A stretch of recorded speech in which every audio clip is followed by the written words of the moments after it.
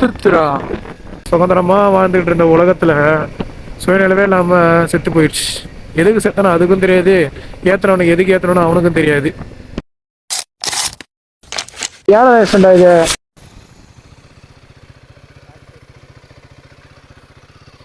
ஐ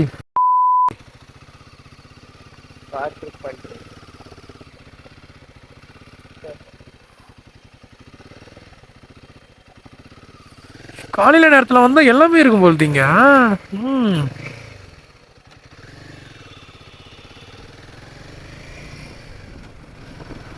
இந்த ஈகோ மோட்ல போட்டு ஓட்டுறதுக்கு வண்டி யூ ரொம்ப கஷ்டமா இருக்குதுங்க. நியூட்ரல் ஆயிடுது, அதுக்கப்புறம் ரைஸ் பண்ண வண்டி போக மாட்டேங்குது. ஐயோ, நம்ம இன்னும் 8 மணி நேரம் 9 நேரத்தில் வீட்டுக்கு போனோம். ஆனால் அதெல்லாம் பார்க்காம நம்ம ஆன் ஃபாரஸ்ட்டை சுற்றி பார்த்துன்னு வரேன். ஆமாம் ஆமாம், நம்ம ஆண்டு சுற்றி பார்த்துட்டு வரணும் வரேன். வீட்டுக்கு போகணுன்ற வரையே இல்லை, வீட்டுக்கு போய் வேலைக்கு போனோம் அப்படியே நைட்டு. சுத்துறா சுத்துறா முன்ன பின்ன தெரியாத ஒரு பையனுக்காக கண்ணீர் விடுற அந்த மனசு இருக்க, அதான் கடவுள். செத்துச்சிங்க ஒரு குரங்கு அங்க ஏத்திட்டு இருக்கிறாங்க. எங்க ரோட்டு மேலே மறைஞ்சு மறைஞ்சு உட்காந்துக்கிறானுங்க.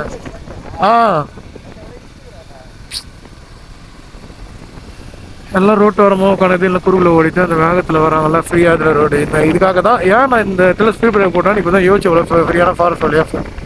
இப்போ தான் புரியுது ஏன் போட்டிருக்காங்கன்னு.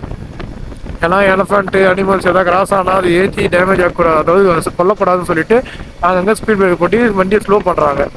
நான் இவ்வளோனா அன்றைக்கி வரும்போது நான் யோசிச்சுட்டேன் இந்த எதுக்கடா இதை போட்டுக்கிறீங்க அப்படின்னு. இப்போ தான் அதுக்கான விடையே கிடைச்சிது எனக்கு, இதுக்காக தான் போட்டுக்கிறோம் அப்படின்னு. பாவங்க, சுதந்திரமாக வாழ்ந்துகிட்டு இருந்த உலகத்தில் சுயநிலவே இல்லாமல் செத்து போயிடுச்சு. எதுக்கு செத்தனா அதுக்கும் தெரியாது, ஏற்றுறவனுக்கு எதுக்கு ஏற்றுறவனு அவனுக்கும் தெரியாது. ஒரு நாள் பிறந்தா ஒரு நாள் சாகணும்னு விதி எழுதி வச்சுக்கிறது, அதை யாராலையும் மாற்ற முடியாது.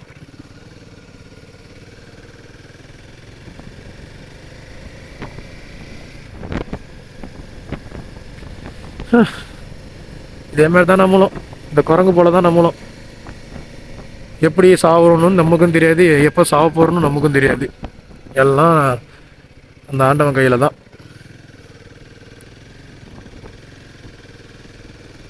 ஆனால் ஒன்று மட்டும் நிச்சயங்க, எதையுமே அனுபவிக்காமல் சாகக்கூடாதுங்க.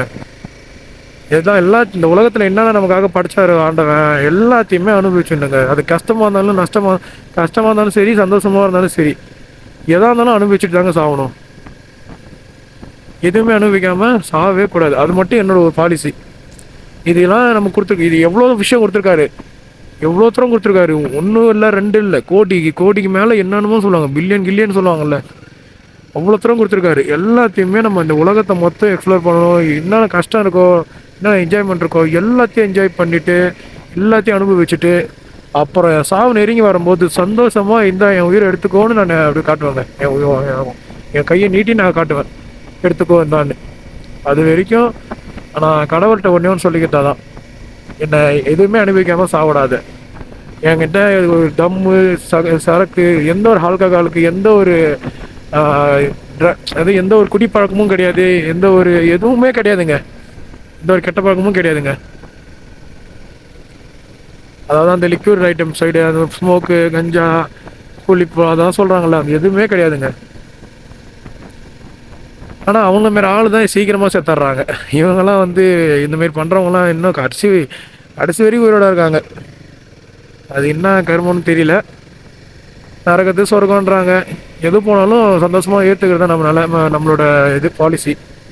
எது வேணால் கொடுக்குறியா எடுத்துக்கோ, கஷ்டம் கொடுக்குறியா வச்சுப்பேன், ஜாலி கொடுக்குறியா அதையும் வச்சுப்பேன், எது கொடுத்தாலும் வச்சுக்க வேண்டியது தான். ஏன்னா ஒன்று விஷயம், இப்போ கஷ்டம் நடந்தால் கண்டிப்பாக ஜாலி இருக்கும், ஜாலி நடந்தால் அது கஷ்டம் நடக்கும். அது ஆப்போசிட் தான் இங்கே வாழ்க்கையே. பிறக்கும்போது நம்ம புது வண்டி இருக்கும்போது பிறக்கும்போது எப்படி இருப்போம், நல்லா ஃப்ரெஷ்ஷாக ஹாப்பியாக இருப்போமா, அதேமாரி தான் புது வண்டி வாங்கும்போது நல்லா ஹாப்பியாக சூப்பராக மெயின்டைன். புது வண்டி அப்படி சொல்லுன்னு ஓடும், எவ்வளோ நான் அவங்க ஒரு வருஷம் 2 வருஷம் நல்லா ஓடும், ஒரு 3 வருஷம் கூட ஓடும், அதுக்கப்புறம் முடிஞ்சிச்சு அது கதை. அதுபோல் தான் நம்மளோடதும். ஒரு 10 வயசு, அதாவது ஒரு 10 வயசு வரைக்கும் ஜாலியாக இருக்கலாம், அதுக்கப்புறம் தான் லைஃப்னா என்னன்னு தெரிய வரும். இந்த 5 வயசுலாம் வந்துட்டோன்னா மாணவரே லைஃப் தெரிய வந்துடும். ஆனால் அப்போவே நம்ம வந்து வீட்டு சுச்சுவேஷனை புரிஞ்சு நம்ம அதுக்கேற்ற மாதிரி மெச்சூராக நடந்த ஆரம்பிச்சோன்னா லைஃப்பில் நம்ம ஜெயிச்சிடலாங்க. கடைசி வரைக்குமே மெச்சூராக நடந்துக்கணும்னு வச்சுங்களேன். ஒரு விஷயத்த நம்ம கோலே வைக்காமல் நம்ம பார்த்துக்கலாம், வீட்டில் பார்த்துக்கலாம்னு இருந்தோன்னா கடைசி வரைக்கும் நம்ம எதையுமே அனுபவிக்க முடியாது, அச்சீவ் பண்ண முடியாது. ஏதாவது ஒரு சின்ன கோல், இப்போ டைம் பாஸ்க்காச்சும் ஒரு கோலை வச்சு மூவ் பண்ணிடணும். அதுக்கப்புறம் நமக்கு டைம் பாஸ் போக போக அந்த கோல் வந்து நமக்கு அது ஒரு இம்பார்ட்டண்ட்டாக ஆகிடும். அதுக்கப்புறம் நம்ம யோசிக்க ஆரம்பிப்போம். புரியுதுங்களா? அதனால் முடிஞ்ச அளவுக்கு ஏதோ ஒரு கோல் வச்சு மூவ் பண்ணுங்கள். அது ஒரு டைம் பாஸாக எடுத்துக்கோங்க. அதுக்கப்புறம் உங்களுக்கு போக போக உங்களுக்கே புரிய வரும். லெசன் நிறைய கற்றுப்பீங்க, நிறைய லேர்ன் பண்ணுவீங்க. அதுக்கப்புறம் உங்களுக்கு வந்து நிறைய வந்து தெரிய வரும். ஓகே இப்படிலாம் இருக்குது அப்படின்னு, இந்த கோல்லாம் இருக்குது, நம்ம இப்படிலாம் பண்ணணும், இதுக்கு மேலே இதெல்லாம் சும்மா, இதெல்லாம் வந்து 0% தான், இன்னும் 100% வேலைலாம் நிறைய இருக்குது அப்படின்னு இன்னும் நிறைய அச்சீவ் பண்ணுவீங்க. மயில் ஏமாத்திரம் பார்த்தோம்.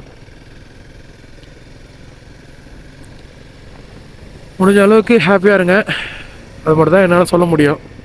சோகமாகவும் இருங்க, ஹாப்பி நடக்கும். ஹாப்பியாக இருந்தீங்கனாலும் சோகம் நடக்கும். அதான் எதாக இருந்தாலும் அக்செப்டன்ஸ் வச்சுக்கோங்க. அக்செப்ட் பண்ணுறது தான் ஒரு நல்ல மன வலிமை. என்னடா இது வாழ்க்கைன்னு சொல்லி இப்போ சூசைட் பண்ணுறதுனா ஒரு நல்ல மன வலிமை கிடையாது. இன்றைக்கி நீ கஷ்டப்படுறேன்னா நாளைக்கு நீ சந்தோஷமாக இருப்பேன். இன்றைக்கி நீ சந்தோஷமாக வேணா நாளைக்கு கஷ்டப்படுவேன். அதை மட்டும் மைண்டில் வச்சுட்டு ஒரு டேவும் மூவ் பண்ணுங்கள். என்னோடய இது என்னன்னா, ஃப்யூச்சரையும் பாசிட்டிவாத்தையும் நினைக்கவே கூடாது. இன்றைக்கி என்ன நடக்குதோ அதை மட்டும் தான் நான் நினைப்பேன், வேறு எதையும் நான் நினைக்க மாட்டேன். ஏன்னா இன்றைக்கி நடக்கிறத மட்டும் நினச்சி மூவ் பண்ணேன்னா நான் லைஃப்பில் நான் தான் பெரிய சந்தோஷமான ஆள். நாளைக்கு என்ன நடக்க போகுதுன்னு நினச்சேன்னா நான் தான் பெரிய கஷ்டவாளியான ஆள். ஏன்னா நான் என்றைக்குமே நாளைக்கு நடக்கிறதோ அதுக்கு முன்னாடி நடந்தோ நான் நினைக்கவே மாட்டேன். யார்கிட்ட பேசினாலும் சரி, பாஸ்ட்டை பற்றி பேசவே மாட்டேன், ஃப்யூச்சரை பற்றி பேச மாட்டேன். இன்றைக்கி என்னவோ அதை மட்டும் பேசிவிட்டு அந்த கண்டென்ட்டை முடிச்சிடுவேன். அடுத்த நாளைக்கு என்ன பண்ணலாம், அடுத்த நாளைக்கு எப்படி இருப்போம், நாளைக்கு இந்த மாதிரி நடக்குமா அந்த மாதிரி நடக்குமா, இன்றைக்கி நடக்குதா அவ்வளோதான் முடிஞ்சிச்சு. நாளைக்கு போனோடனே இன்றைக்கி நேற்று நடந்து மறந்துடணும்னா ஒரு வேலை சரிங்கன்னா அது வந்து ஞாபகம் வச்சுக்கலாம். அந்த நடந்த கெட்ட விஷயம் அதெல்லாம் வந்து மறந்துடணும். லக்கி பாஸ்கரை சொன்னது தான் எனக்கு அப்போ அடிக்கடி ஞாபகம் வரும். ஒரு லைஃப்பில் ஒரு 10 நிமிஷம் நமக்கு பிடிச்ச மாதிரி நடக்கலாம், அதுக்காக லைஃபே அது ரியலாக சொல்கிறேன். One of the best dialogue in all movie இந்த 2025 நல்லா நிறைய டைலாக் இருக்குது. எனக்கு அது என்னமோ ஒரு ஸ்பெசிஃபிக்காக மனசுக்குள்ளே ஓடினே இருக்கும் இதுமாரி. ஏன்னா ஏதாவது ஒன்று நடந்து போச்சுன்னா என்னடா இது பண்ணியிருக்காமலே இருந்திருக்காமோ அப்படின்னு தோணும். ஆனால் அந்த டைலாக் என் மைண்டில் வந்தவொடனே பரவாயில்ல, இந்த 10 நிமிஷம் தானே தப்பாக நடந்தது, அடுத்த 10 நிமிஷம் நல்லா தான் நடக்கணும், மூவ் பண்ணி போயிடுவேன். ஓகேங்க, ஹாப்பியாக இருங்க, அவ்வளோதான். நான் சொல்கிறதுக்கு ஒன்றும் இல்லை. சரி, ஓகே. பேசி போர் அடிச்சிட்டேன். நான் நிறைய பேசுவேன். நான் எனக்குள்ளே தனியாக நான் இருக்கும்போது நிறைய பேசிப்பேன். ஒரு பைத்தியகாரத்தனமாக எனக்குள்ளே நிறைய நான் பேசினே இருப்பேன். யாருக்கிட்டையுமே பேச மாட்டேன் அவ்வளோ. ஏன்னா ஷையாக இருக்கும், கூச்சப்படுவேன், ஏதாவது தப்பாக நினச்சிப்பாங்களோ, கிரிஞ்சாக நினச்சிப்பாங்களோ, பூமாக நினச்சிப்பாங்களோ சொல்லிட்டு நான் யார்கிட்டையுமே வந்து அவ்வளோ ஷேர் பண்ணிக்க மாட்டேன். யானை சாணம் நிறைய கிடக்குது. போன வாட்டி வந்து கிடைக்கல, முந்தாயத்து வந்து கிடக்கல, இப்போ நிறைய கிடக்குது. நேற்று ஏதோ வந்திருக்கு போல். அதனால் நான் வந்து தனியாக பேசுனா என் ரூமுக்குள்ளே 4 செவரு, அந்த ரூமுக்குள்ளே ஃபேனு, சோஃபா, அது கூடலாம் நிறைய பேசிகிட்டு இருப்பேன் நான். ஏன்னா பேச ஆள் இருக்காங்க, இருந்தாலும் நமக்கு வந்து எப்படி சொல்கிறது, அவங்க கூட பேசி போர் அடிக்கக்கூடாது, அவங்களுக்கு பிளேடு போடக்கூடாது. இல்லை, அவங்க ஒரு விருப்பத்தோடு இருப்பாங்க, நம்ம பேசி அவங்கள போர் அடிக்கக்கூடாது, அவங்க ஒரு வேலை இருப்பாங்க அப்படின்ட்டு நம்ம வந்து அவங்ககிட்டலாம் வந்து அதை ஷேர் பண்ணிக்கிறது கிடையாது. எனக்குள்ளே நான் பேசிவேன். அது ஒரு அதெல்லாம் இருக்குது எனக்கு. இப்போ நான் பேசி முடிச்சேன்னா அவ்வளோதான், எல்லாமே மறந்துடுவேன்.